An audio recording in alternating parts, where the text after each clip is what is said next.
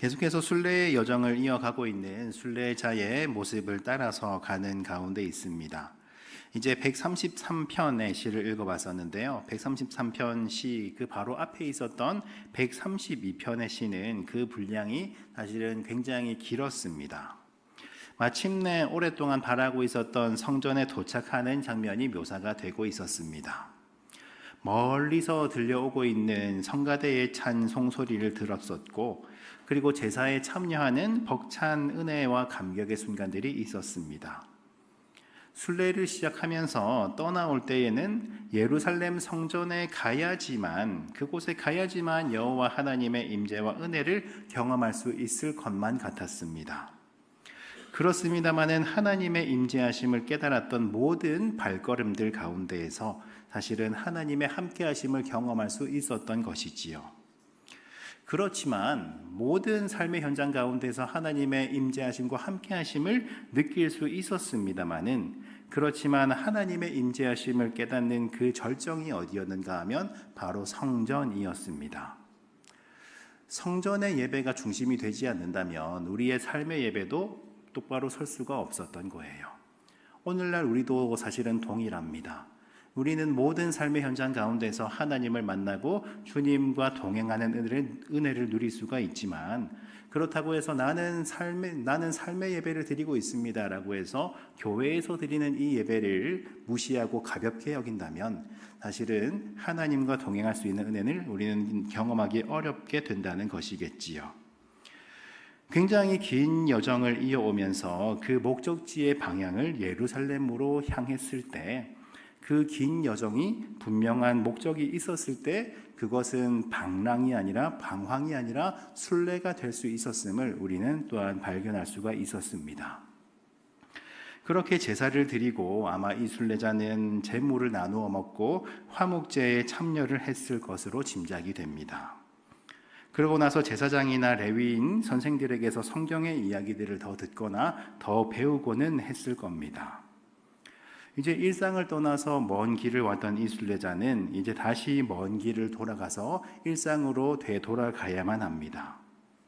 왔던 길이 길었던 만큼 다시 또 먼 길을 가야만 일상으로 돌아갈 수가 있는 거예요.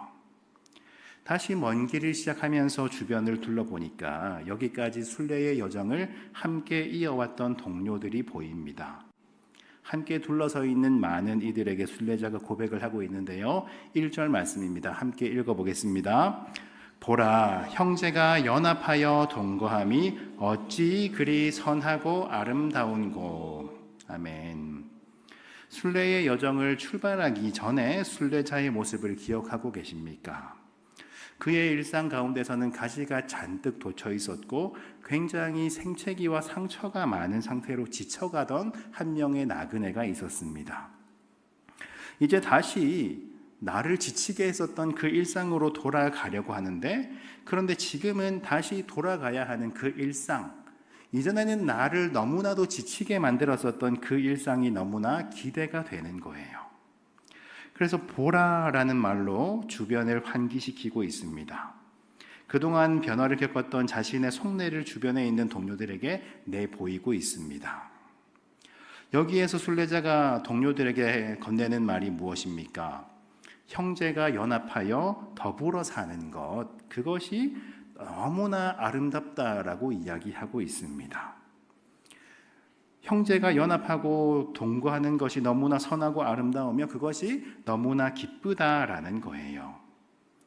조금 전까지는 형제를 향해서 그리고 이웃들을 향해서 가시를 삐죽하게 내세우고 그렇게 나를 세우고 있었던 순례자였습니다마는, 그리고 또다시 똑같은 환경 가운데로 돌아가고 있는 순례자였습니다마는, 환경은 같을지언정 순례자 본인의 마음가짐 상태는 너무나 달라져 있었습니다.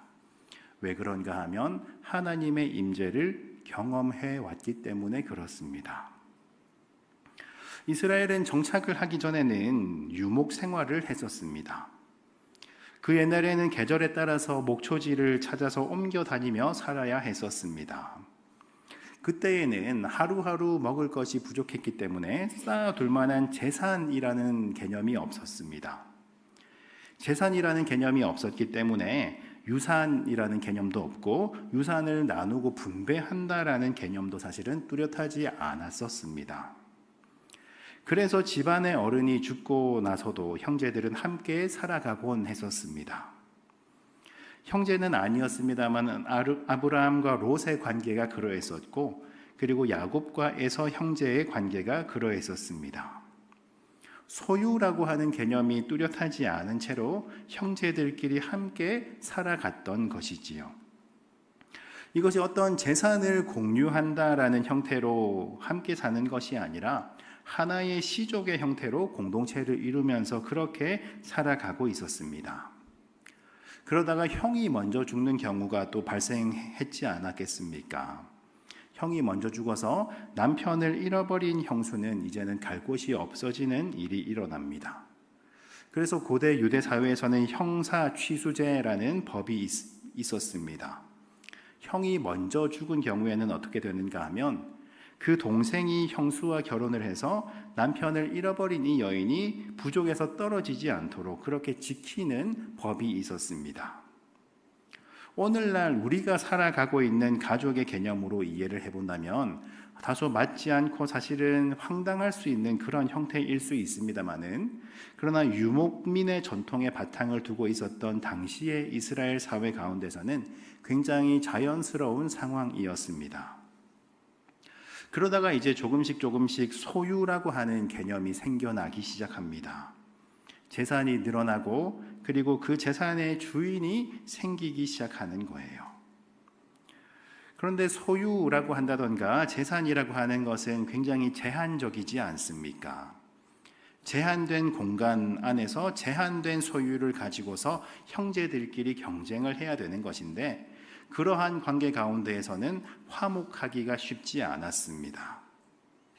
실제로 그래서 롯이 아브라함에게서 분가를 한다거나 야곱과 에서가 서로 갈라서는 장면을 보면 가족이 늘어나고 가축이 늘어나면서 한 곳에서 지내기가 힘들어졌다라는 기록들이 공통적으로 등장하고 있습니다.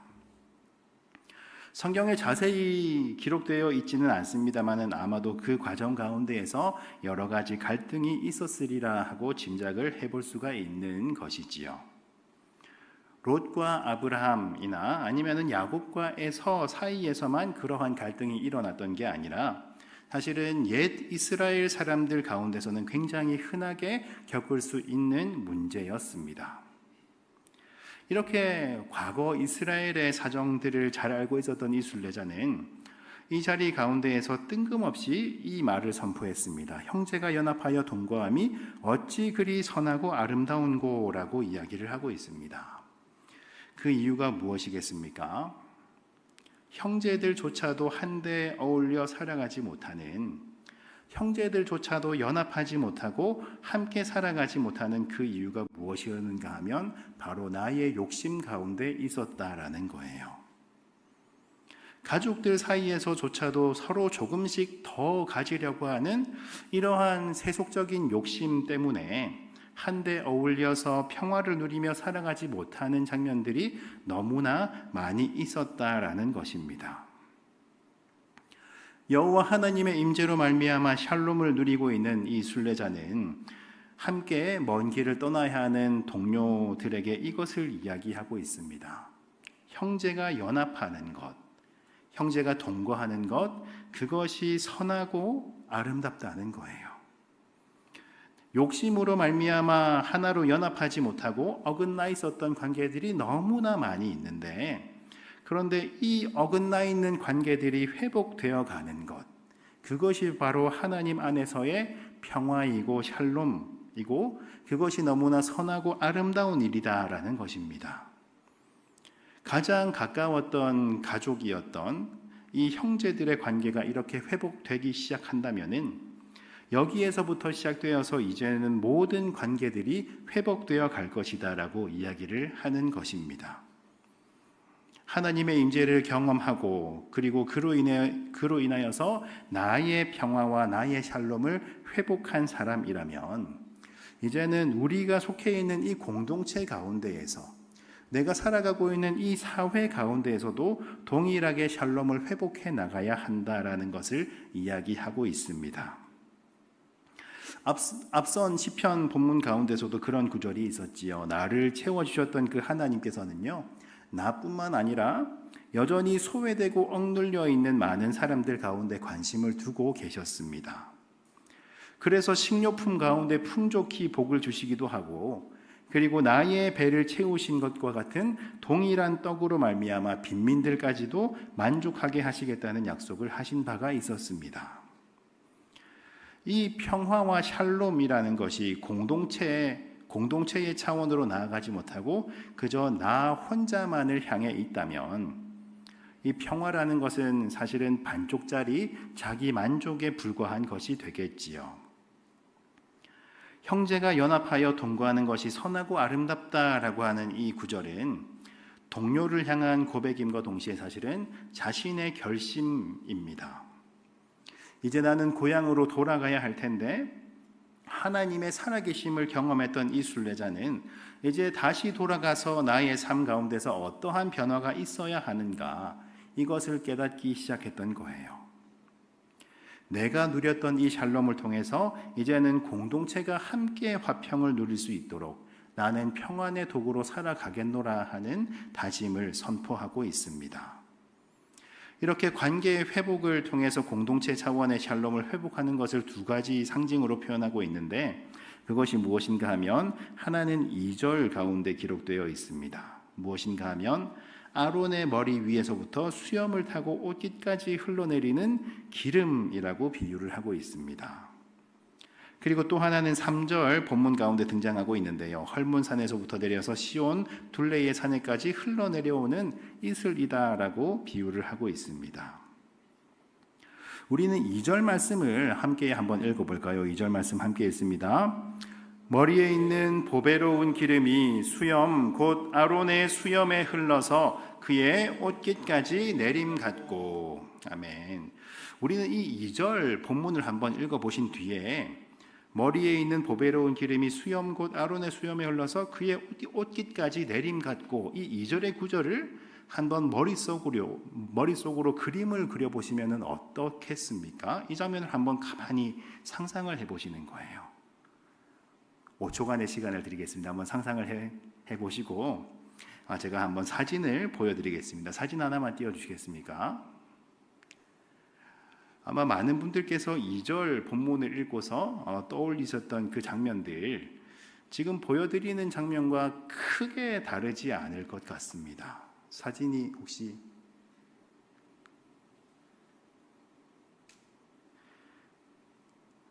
우리는 아론이라는 사람을 잘 알고 있죠. 아론은 모세의 형이었고 대제사장이었는데, 머리에 있는 보배로운 기름이 아론의 수염까지 흘러내린다라는 구절이 어떤 표현인가 하면 아론이 대제사장으로 위임식을 받는 장면을 상징합니다.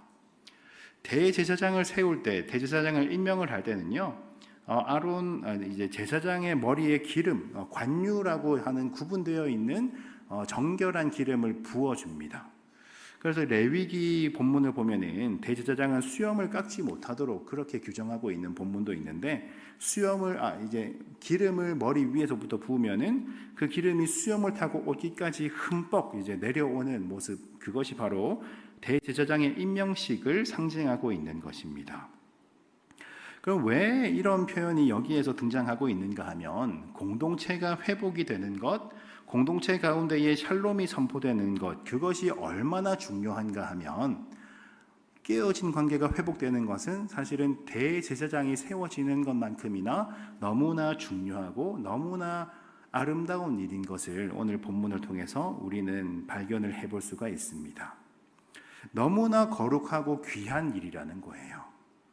여러분들과 저 사이에 깨어진 관계가 있었다면 그 망가진 관계들이 회복되어 나가는 것, 그냥 사람과 사람 사이에 싸우던 사람들이 화해하는 것이 아니라 그것은 마치 대제사장이 세워지는 것과 같이 너무나 아름다운 일이다라는 것을 오늘 본문 가운데서는 이야기를 하고 있습니다. 그러한 아름다운 회복들이 우리들 가운데에 계속해서 일어날 수 있기를 바라고 소망합니다. 그곳 가운데에서 샬롬을 맛보는 많은 사람들, 그 사람들을 통하여서 정말 우리의 대제사장이신 예수 그리스도가 드러나는 귀한 은혜가 또한 동일하게 이곳 가운데 선포될 수 있기를 바라고 소망합니다. 그리고 3절 말씀으로 넘어가고 있는데요. 3절 말씀을 우리가 함께 읽어보겠습니다. 헐몬의 이슬이 시온 산들에 내림 같도다. 거기서 여호와께서 복을 명령하셨나니 곧 영생이로다. 아멘. 여기서 헐몬이라고 되어 있는 이것은 헤르몬 산이라고 하는 이름으로 우리에게 더 익숙한 산입니다. 굉장히 높은 산인데요. 우리나라에 있는 백두산보다 약 30m 정도 더 높은 산입니다. 백두산 꼭대기에는 천지라고 하는 호수가 있습니다만은 헐몬산의 꼭대기에는 굉장히 특이한 것이 있습니다. 무엇인가 하면 혹시 사진이 준비가 되었나요? 사진을 한번 보시면은 이 헐몬산의 꼭대기에는요, 여기가 이스라엘 지역이지 않습니까? 굉장히 건조하고 굉장히 더운 지역이지 않습니까? 근데 헐몬산의 꼭대기에는 만년설이 쌓여 있습니다. 늘 하얗게 눈이 쌓여 있는 거예요. 지금도 헐몬산의 꼭대기에는 눈이 쌓여 있어서 그래서 그곳에서는 중동 지역에서 유일하게 스키를 탈 수 있을 만큼 눈이 쌓여 있는 지역이라고도 합니다. 굉장히 특이한 장면이라고도 할 수 있는데 이 헐몬의 꼭대기에서 이슬이 내려서 시온의 산들에 내림 같도다라고 3절 말씀 가운데서는 그렇게 기록이 되어 있습니다. 그러면 우리는 상상하기를 헐몬산과 시온의 산들은 가까운 것처럼 그렇게 느껴지지 않습니까? 바로 옆에 있는 산이라서 여기 있는 이슬이 여기까지 흘러내림 같도다라고 그렇게 비유하고 있는 것 같은데, 그런데 이 사이의 거리가 어느 정도인가 하면 약 320km 정도, 굉장히 멀리 떨어져 있습니다.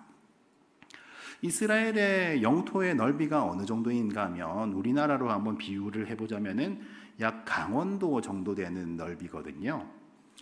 강원도 정도 되는 그렇게 넓지 않은 면적 가운데에서 320km 떨어져 있다고 하는 것은 북쪽 꼭대기보다 더 북쪽에 있고, 그리고 남쪽 아래보다 더 남쪽에 있는 정말 거의 끝과 끝이라고 할 수가 있겠습니다. 우리로 치면 백두산에 내린 이슬이 한라산까지 내린다는 그런 표현과 같은 표현입니다. 끝에서부터 끝까지 내린다는 것인데, 어떻게 이러한 표현이 가능한가 하면 저 헐몬산 꼭대기에 있는 이 만년설이 조금씩 녹아서 한 방울씩 모여서 모이는 호수가 있는데, 그 호수가 무엇인가 하면 우리가 잘 알고 있는 갈릴리 호수입니다. 이 갈릴리 호수에는 그래서 굉장히 물이 차갑고, 그래서 차가운 바람이 계속해서 불어오기도 하고, 그렇기 때문에 차가운 사막지대 가운데서는 밤이면 더 찬 바람이 불어서 일교차가 더 커지곤 하는 것입니다. 그렇게 갈릴리 호수를 거쳐서 요단강을 타고 그렇게 사해 바다로 흘러가는 것이 이 물방울들의 여정입니다. 그러면 굉장히 먼 320km의 여정을 이 만년설에 있었던 그 물방울들이 조금씩 내려가는 것인데, 그렇게 내려가는 가운데에서 메말라 있는 이스라엘 전역을 조금씩 적셔주는 것이 바로 이 물방울들의 역할입니다. 건조한 지역 가운데에서 어떻게 사막 가운데에서 농사를 지을 수가 있겠습니까? 하나님께서 왜 그렇게나 건조한 땅을 젖과 꿀이 흐르는 땅이라고 말씀을 하셨겠습니까? 왜 그런가 하면 저 만년설이 조금씩 녹아서 호수를 이루고 그 호수가 또한 흘러내려서 전 국토를 적시는 때가 있다는 거예요. 하나님께서 생수의 근원이 되어 주셔서 하나님께서 그 작은 물방울 하나하나를 통하여서 그 메마른 땅을 적시고 있는데, 그것을 표현한 말씀이 바로 젖과 꿀이 흐르는 땅이다라는 그런 표현이었습니다. 말씀을 한번 정리를 해보자고 하면, 이 만년설이 그저 만년설인 채로 차갑게 꽁꽁 얼어붙어서 저 높은 곳에 계속해서 머물러 있다면 그 메마른 땅을 절대로 적셔낼 수가 없습니다. 나를 녹여내고 그리고 높은 곳 가운데에서 저 낮은 곳으로 나를 흘려보낼 때에 그때에 나는 한 방울의 물로서 의미가 생겨나기 시작하는 거예요. 나를 온전히 다 녹여내고 저 낮은 곳 가운데로 나를 흘려보낼 때, 그때 나의 이 한 방울을 통하여서 하나님의 생명이 온 땅 구석구석 가운데로 흘러 들어가는 것입니다. 그동안 순례자는 너무나 메말라버린 온 땅을 바라보면서 이 온 땅을 한꺼번에 적셔 줄 수 있을 것 같은 커다란 홍수를 바라기도 했었고, 그러한 인간의 상상 밖에 있는 극적인 변화만을 바라면서 그렇게 괴로워하며 지쳐가곤 했었습니다. 그런데 그런 기적들은 쉽게 일어나지 않았던 거예요. 아무리 기다려도 홍수라던가 커다란 물줄기가 생길 기미조차도 보이지 않는 때가 사실은 대부분입니다.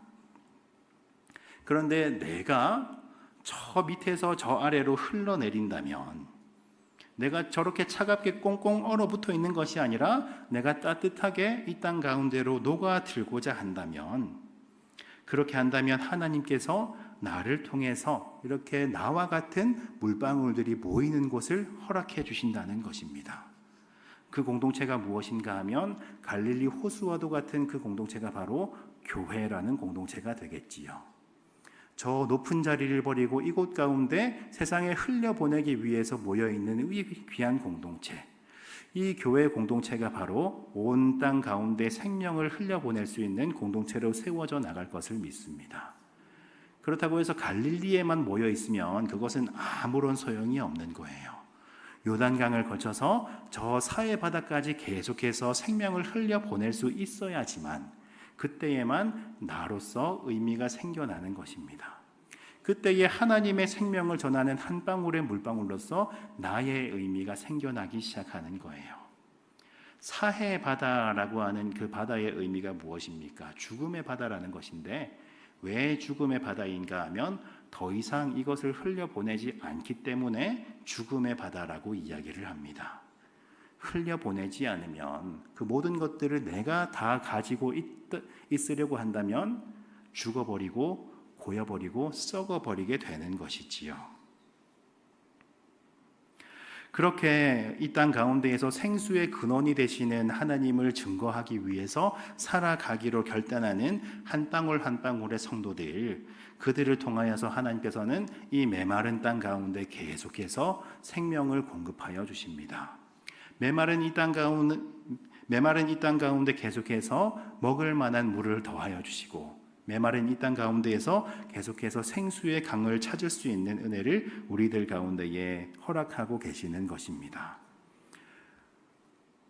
나는 저 위에 높은 곳에 있고 싶은데 나 하나 녹아 흘러 들어간다고 해서 뭐가 바뀌겠어 라고 하는 생각을 가진다면 사실은 아무것도 변하지 않게 되겠지요.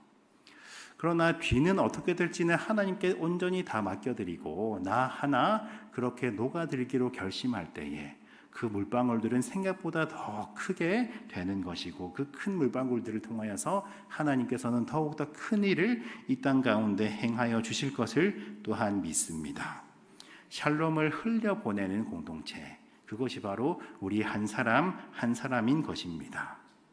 순례의 출발지에서 보았던 것처럼 너무나 서로를 속이는 거짓된 입술들이 넘쳐났고 속이는 혀가 넘쳐나던 그런 시대를 우리는 살아가고 있는 줄 알았는데, 그 시대를 이겨낼 수 있는 방법이 무엇인가 하면 더 큰 속임수로 저 세상을 이겨내는 것이 아니라, 속임수가 넘쳐나는 세상 가운데서도 나는 저 밑으로 흘러가는 것, 그것이 바로 세상을 이기는 힘이구나라는 것을 순례자는 깨닫기 시작합니다.